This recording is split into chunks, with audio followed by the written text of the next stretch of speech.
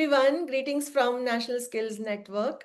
This is Madhuri, and I'm back with our team, the core team of National Skills Network, who has been working very hard, diligently, with a lot of discipline to create all types of content. Yes, that's the word. Let me come back to it a little later. Yeah, so today in this session, we are going to follow up with the previous video conversation we had.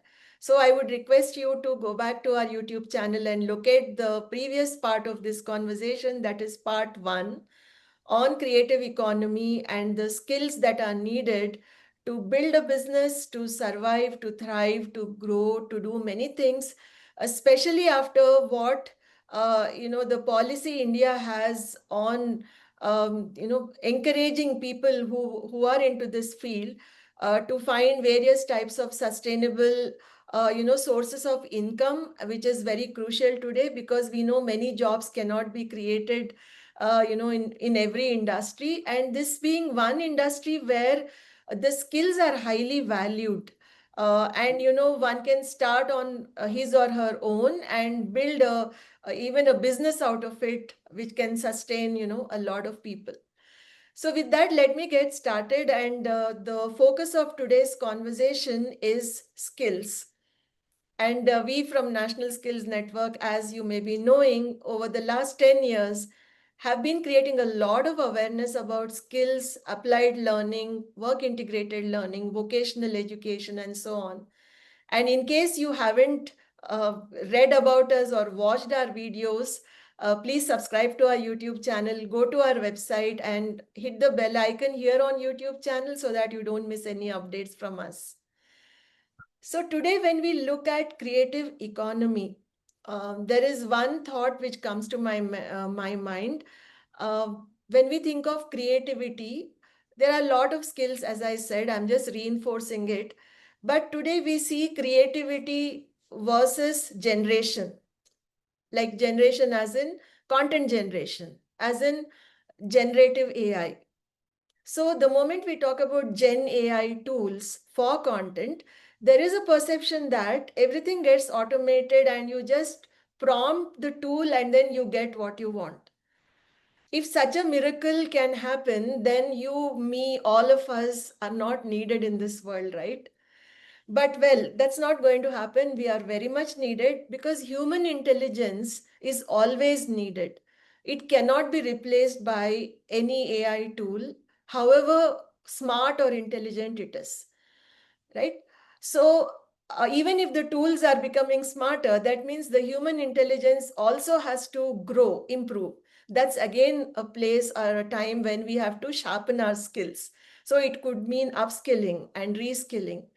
So the key word here is skills, and I would like to get started by looking at a list of skills which we as a team have been consciously learning, consciously sharpening, refining over the years as we move with technology. Because NSN has always been a digital platform, and we strongly believe in the power of digital and digital content. So let me ask Pratyusha now about the kind of skills that are needed when we go ahead in implementing these creative aspects in creating the content. Let's say, for example, we have to design something, and this is going to appear on social media posts, or it's going to appear on website as a banner image, or wherever it is possible, or as a YouTube thumbnail. So Pratyusha, what do you think are the skills that are needed, and can you also give us a detailed approach, how we approach these things, and how we have been doing it over the years? Yes, absolutely. So, as we all know that humans are considered as visual creatures. So, whatever visuals we represent, it has to touch a person's heart. It has to speak to them. So, a visually appealing graphic, whether any kind, whether it's YouTube thumbnail or any banner for that matter, or any social media graphic, it has to be very visual appealing to the right audience. So whatever, like if there is a visual requirement, banner requirement, anything like that, then the first step always should be understanding who the target audience is. So if it's designing for a client, if someone else, if we are designing it for someone else, then we have to understand what they want to what message they want to deliver through that particular design, to which audience. So after understanding and after getting the clear picture about all the digital, like about their requirements, then you can get started with the storyboarding. Storyboarding is a process which more or less gives the clarity to a designer, like how to go ahead, how to implement the ideas, how many slides, how many, if it's a carousel, how many slides to keep, and those kind of things. And also it's very important to understand the brand guidelines, whether when we are doing a professional designing, or any, or for that matter if it's creative also, it's always better to have a particular brand guideline, like consistent fonts, consistent colors. So these things are very important for a visual to work for the right audience. And apart from that, like learning the digital tools, there are many tools nowadays which a person can master. There are easier ones for beginners also. And if someone is advanced level designer, then they can opt for a few tools which are designed for advanced designers. And apart from all these things, they have to learn the rules of how to visual designing, basic rules of visual designing, which colors to keep on which colors, which fonts are good for online and um, digital content basically. So these things are very important when we are creating a digital graphic for any channel. And in if I take our case, at NSN, we have been experimenting a lot with designing designs, whether it's our YouTube thumbnail, whether it's our banners, social media graphics. We always focus on creating visuals for specific channels. For example, if we are putting up a graphic on Instagram, then we make sure that it appeals to the Instagram audience. If it's for other channels, then we make sure that it appeals to the audience on those platforms. And we always focus on keeping our brand guidelines, following our brand guidelines, consistent font, using our logo colors, so that it gives a uniformity and recall. It adds a recall value to all the designs that we are uploading on different social media channels. So yeah, this and also designing skills. It's important to learn designing skills. Also, it's a skill that will help you enjoy a lot. If you are getting started, if someone is getting started with these skills, then it's very it boosts your creativity. You can experiment with many things, you can play around, and then you can come to the audience can come to a final decision on what and how they want to proceed with their design. Yeah. Yeah, that was, I think, quite an elaborate, explanation of the process, which involves multiple skills, sub skills, and continuous learning. I think that's what Pratyusha was, emphasizing on, and also the fact that you enjoy the process. I think that's most important in any content related activity. If you're not enjoying it, I think then it shows in the output, because it's ideally supposed to be a creative thing, and creative things are they make you happy basically. So she just talked about what we can call it as the static kind of images and banners and other things. Now let's look at the other side of digital content creation, which involves video editing, animation, podcasting, and many other things. Maybe we can pick up two or three of them. Because of constraint of time, we can't be going into the details of everything.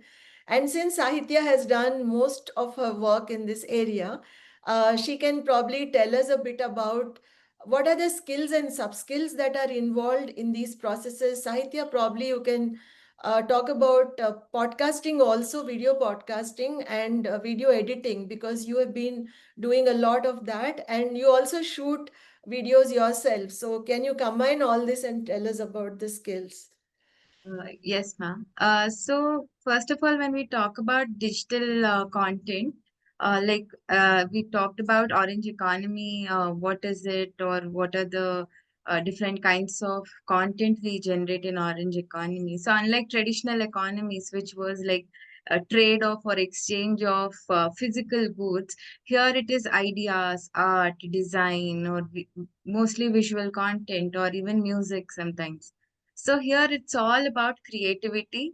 So creativity is one of the core skills that is needed, whether you're telling a story or doing a podcast or you're giving a putting out your art piece somewhere on Instagram or any platform like that. So particularly when we talk about YouTube videos or for any form of digital content for that matter, either podcast or any reels that we shoot. First thing is content strategy, I would say, like who your target audience is, what kind of niche are you catering to, what value are you giving them, are you entertaining them, are you answering their queries, or do you want to be that relatable person that people look up to. So there are many things that come under content strategy. So when you answer such questions, you know who you're building your content for, and what people should look out for, like when they come to your channel or when they listen or wait for your next episode. So maybe creating that value. So all that comes under content strategy, I would say.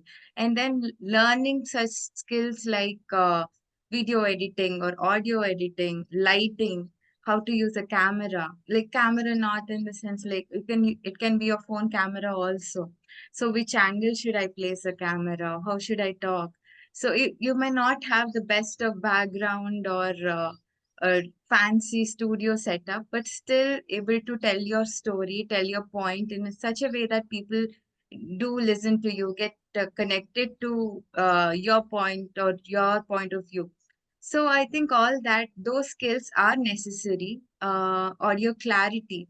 So what kind of mics do you use? So a bit of research of how to place an angle, learning about what is a headroom, like the gap that should be there above your head when you're shooting yourself.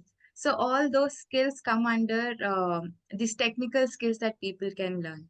And also the upcoming skills that people should learn while creating videos or podcasts is also how to use AI in their content creation.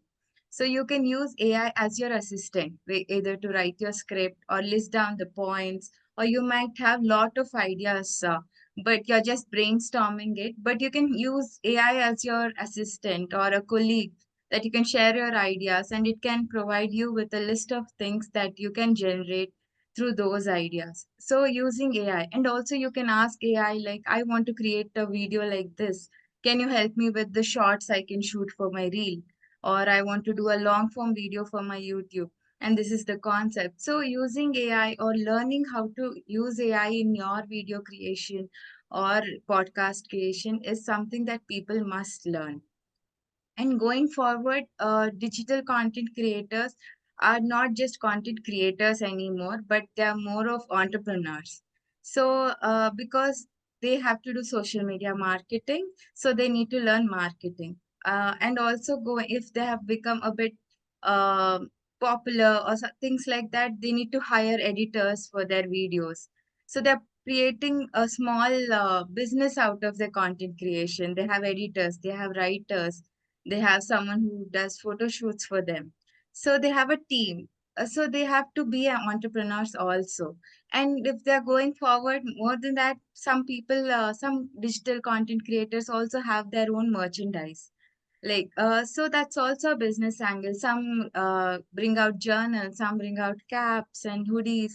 So it's a business out there. So they're not just content creators, but entrepreneurs, leaders, community leaders, I would say, and also business owners. So there are many skills that people will have to learn going forward. And yeah, so that's what I would say. Yeah, so many of them actually, so many Yeah. skills. It's like from various, angles, from various domains, you have to see to it that you are knowledgeable and you can do few things. Yeah, like very rightly you said, the tools, for example, I still remember that day when you taught me how to use a tripod. And for years my tripod position was never changed because one, I didn't want to take the risk of changing something. Second, you always, I'm in a hurry. So I don't know, just leave it leather. So for years I kept it leather. But then later, of course, I have learned few things on my own and became confident. I think all that you told applied to me also 5 or 6 years ago. And now let's look at another angle of this. Okay, we have seen the visuals, the need for good visuals, the need for design, making it pleasing, appealing, pleasant for the people, and also the technology that goes behind, let's say the video or the audio. And also we looked at the content strategy. All this will not make sense unless you have a very strong story, right? Content is for me equal to the story you are trying to tell to people. We say, right, all of us are born to tell stories because we all can express ourselves in many ways. And I think we communicate through stories. But when it comes to content business or content economy, as we are calling it, for these reasons, what would be some of the skills? Let's hear it from Divya. Because Divya has been into a lot of copywriting, story building, and a lot of writing work, and also she's been coordinating for most of these things. Yes, Divya, what are some of the skills here for storytelling and communication? Yes, ma'am. So, for storytelling and communication, I would start off by saying whether you're writing captions or writing script for podcast, storytelling is the bridge between your message and your audience. It includes everything from screenwriting and brand storytelling to personal narratives that make people stop scrolling. So that means you need to figure out what is the one point, what is the one message that you want to tell to your audience that would make them stop and make you listen to what you have to say. So what makes storytelling essential is its power to humanize content. It turns information into emotion as well. And for example, if we take we at NSN, we don't just report or create awareness on skills and training. We bring out human stories of learners, trainers, and change makers. And so these stories resonate because they reflect real struggles, aspirations, and growth, and how they have grown in their career. So in this creative economy, I would say uh, people don't just buy products or follow something blindly. They connect with stories that reflect their own dreams, their own lives, and their own challenges, their own vision. So I would say that's how storytelling, that's how strong storytelling helps. It helps build trust, spark conversation, and also turn a one-time viewer into a loyal community audience, I would say, because they will always, they once you get that hook content, once they resonate with what you have to say, what message you want to say, they will keep coming back and looking for more, and they will try to relate for it for more, I would say, ma'am. Yeah, so that's one main aspect, I would say. Yes, that's very true. Yeah, so most of our work, when we do conversations, for example, in through NSN, we have tried to build that story by asking questions. So that's also one way of storytelling. Or when we have presented, for instance, even panel discussions, there was a lot of story building happening behind it. It's not like we just called somebody and told them to speak. We had to think, we had to weave together few themes, right? So that the outcome of that thing becomes very logical and it resonates with the right audience, right? And also you mentioned something like the one-time viewer should become your loyal audience. That journey is, I think, absolutely challenging because there is a misconception again that many people think I think that's the kind of world we are living in, where there is attention deficiency. Everybody wants like instant gratification. So many people, they think, okay, I made some content and it became viral, and then they become so-called celebrities for that day or for that hour, that very instant fame. Afterwards, we don't hear about them. So that means there was no story behind it, right? It was just something like a chance. It just happened. But we are talking about content economy, we are talking about business, we are talking about something that is sustainable. So story is absolutely critical. Then comes entrepreneurial skills, like when we think of entrepreneurial skills, first thing that comes to mind is business model. But me being an entrepreneur, I would say, don't struggle to get that business model right, because I feel a business model is not applicable in the traditional sense to all businesses. You can't think 5 years down the line and give, and make a pitch saying in 5 years my channel will go grow so much. Or see, in 6 months only, we don't know what kind of algorithmic changes will happen and what is going to change. So this is a very fluid and dynamic market. So, of course, we should have a business plan, a model of some kind, flexible. But then that should not be a barrier for us to get started. Then pitching and all, everything is fine when it comes to entrepreneurial skills. But then I feel all that does not happen initially. For that, we need to put in a lot of effort, prove ourselves, get the number, the kind of audience, get followers. There's lots to do. But these are all entrepreneurial, like one by one, the person grows and learns. And then it works like a startup, the entire thing. And then it has to grow like a startup till such time that one feels, okay, you might try to get some kind of an investment, or you're trying to get a loan or do something to grow. So these are some of the business skills. But I think along with it, one also needs to have financial skills, right? Budgeting, pricing, or even having team members, paying them. And how do you get to spend to make those videos, right? Or whatever content you're making. In terms of financial skills, I would like to add a bit more here, because this is very crucial.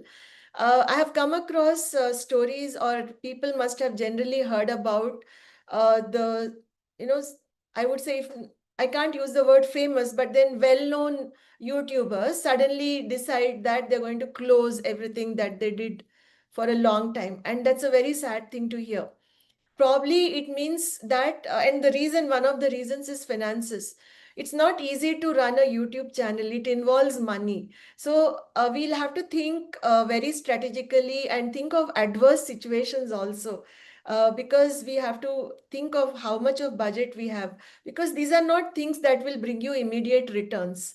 There is nothing like, the day you start putting up something, next day money flows. No. YouTube, for example, has its own terms and conditions. Instagram has its own terms and conditions. So, till a point where we know that, okay, there is going to be a small revenue flowing in, one has to be very careful about being, spending money on, let's say, even simple things like a phone, a good phone, or the kind of tripod, or the kind of lapel mic you want. So, you have to think, budget all this, and then keep going. So I think this is very, very crucial, budgeting part, and then later trying to get some kind of a fund or investment for the channel. Now, next comes, after we create all this branding, marketing, and using social media, being familiar with the algorithmic changes and SEO. Probably one of you can take over this part.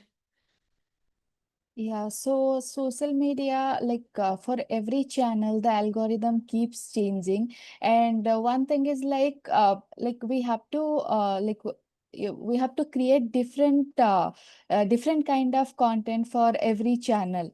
Like for example, if for Instagram, the content has to be different, so that the content has to be very high quality. It has to be in a certain way. Aesthetic matters a lot on Instagram.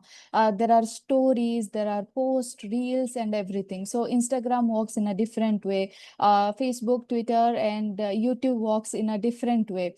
For YouTube, the content has to be in a certain way, and understanding the algorithm of every channel is very important. If someone wants to grow in all the channels, or they can target particular channel, for example YouTube and Instagram, and then they can like plan properly on how to like grow on YouTube, understand all the algorithmic changes that keeps coming up on YouTube as well as on Instagram. And then after reaching a certain point, understanding the monetization aspect also, like we talked in our last video. And if you haven't watched the first part of it, I would request all of you to just go and watch the first part. We have discussed a lot about the monetizing aspect of this content creation and everything. So yeah, understanding social media channels is very important if someone wants to grow in this content creation, grow in their content creation journey. Yes, Pratyusha, I think you touched upon few very important skills, in terms of also you mentioned the monetizing part. Now let's also look at a few other skills that come, I would say, in the area of discipline and dedication to the kind of passionate project one starts. So, Sahitya, can you tell us a bit about this time management, project management, and those skills, and anything else that you wish to add? Yes, ma'am. So especially when it comes to video content or podcasting on YouTube or similar platforms, or even Instagram for that matter, first thing is consistency. Like if you're not consistent enough, people will not know what they have to look forward to, or if they should continue to follow you, or if they really like your content in the long term. You can put up a video today and then you disappear for a month. People will even forget who you were or what kind of content you make. So consistency is the first thing. And but to maintain consistency, there are many other skills that we need.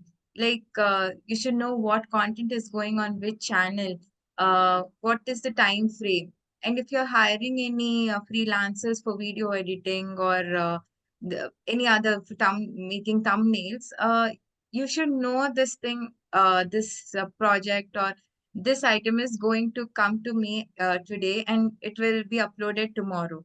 And maintaining that consistency is very important, not only for you to sustain what you're doing, but also for your audience to stick around and follow you for a long time.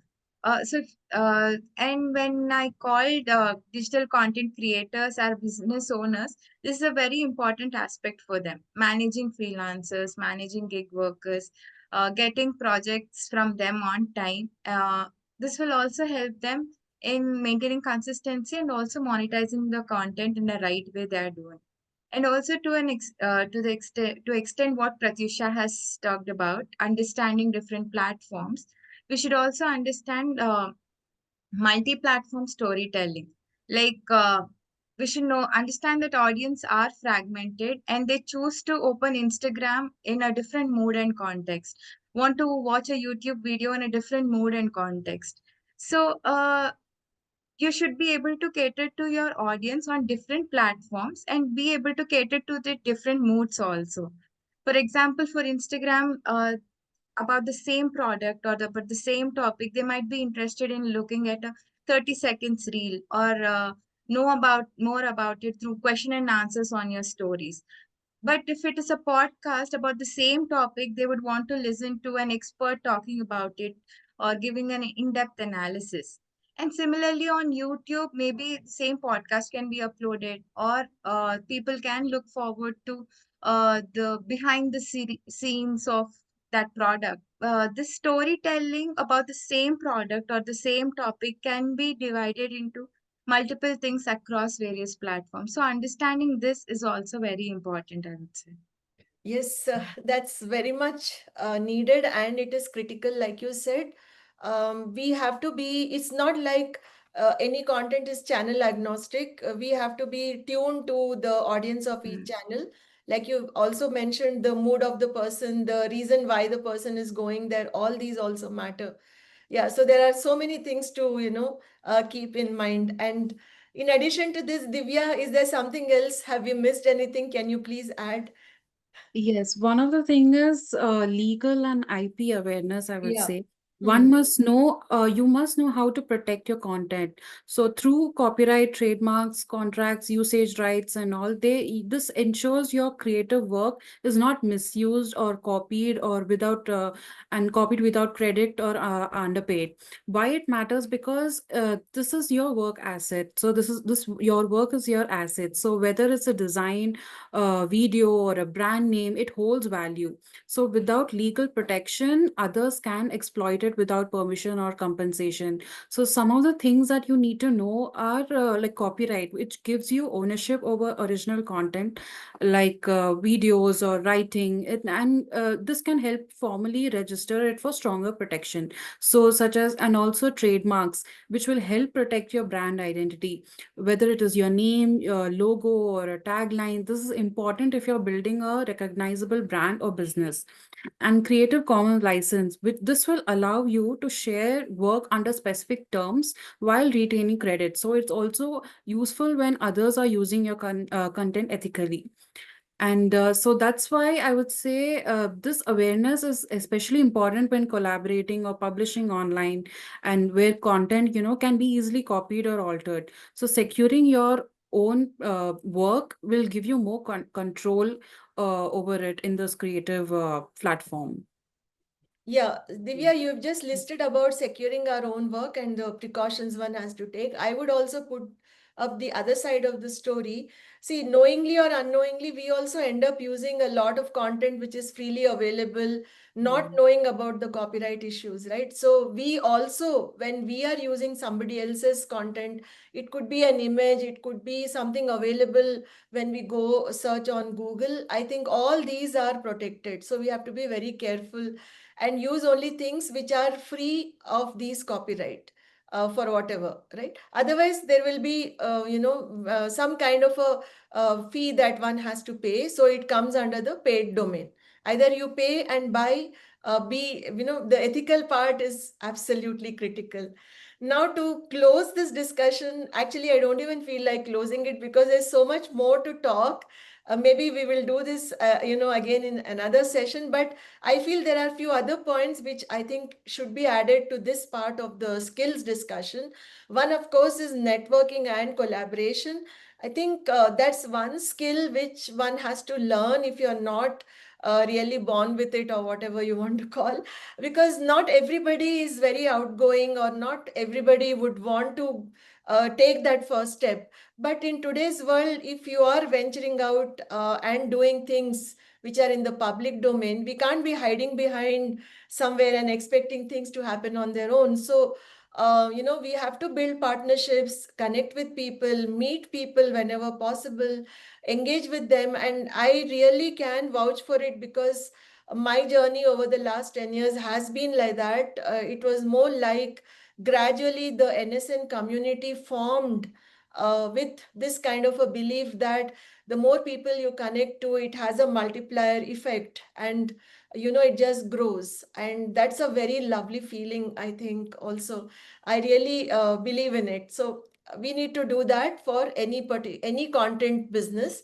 And another one, I would say, is also over the last 3 or 4 years especially, I've started connecting with people from different countries, and there I felt we should also have a lot of cultural sensitivity, in the global context.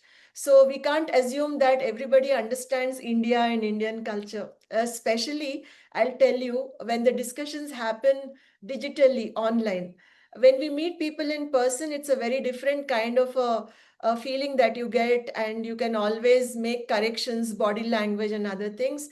But when I interact with them, I become over cautious, careful, and I also go and read up about their country, about little bit about their culture and things that helps me open the discussion, and also have a very smooth and very nice, enjoyable kind of a conversation with them. So this is also something I think we need to keep in mind. So with this, I think we have covered most of the skills and knowledge and the abilities that one should have. If you want to really, make your mark in the content or orange economy. So thank you all for watching this, and thank you all the team members here for bringing in your ideas. And I think this was nice way of documenting our own experience also. So once again, my request would be to our audience and future audience, do subscribe to our YouTube channel and hit the bell icon so that you don't miss any update from us. You can also visit our website. All the information we are going to share in the description. And if you want to know more, please leave a comment and let us know if there's any other requirement that we can fulfill for you. Thank you once again.